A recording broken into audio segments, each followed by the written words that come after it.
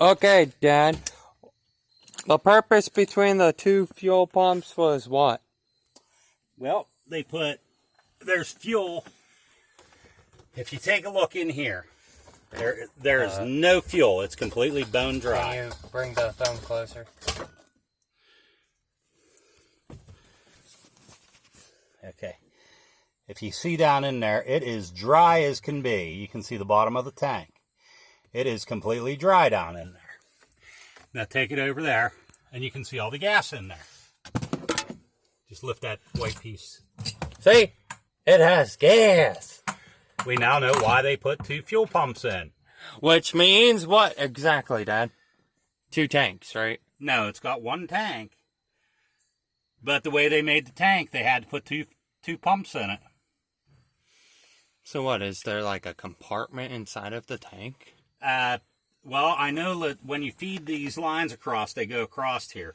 So when you're below a half a tank in these things, that's why it was running when it would have a full tank.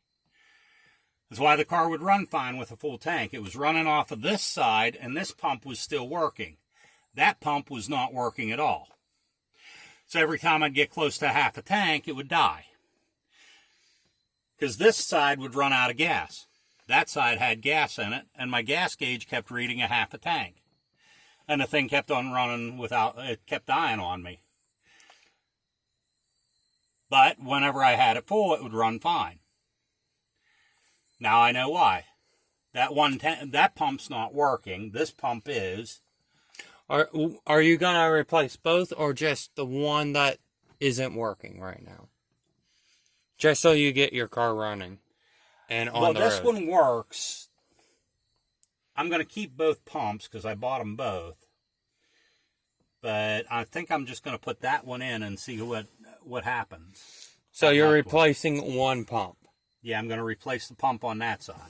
So you use the same process when replacing one pump to replace them both, correct, Dad? Yeah, you have to take this one apart and pull it out because your connections to that pump are right here. These are your connections right here. Okay. You got to unclip it all right here and pull everything out that way. Okay. When you pull that pump out. Okay, what happens if they just need that pump out? This one, then you just unclip everything. This one can come out without that and being taken out. Okay.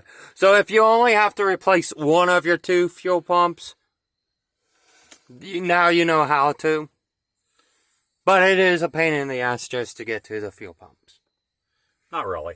Well, they popped out pretty easy. I mean, my car doesn't have rust in it. This is a car that I keep off the road in the winter time. I never drive it on in the winter or anything.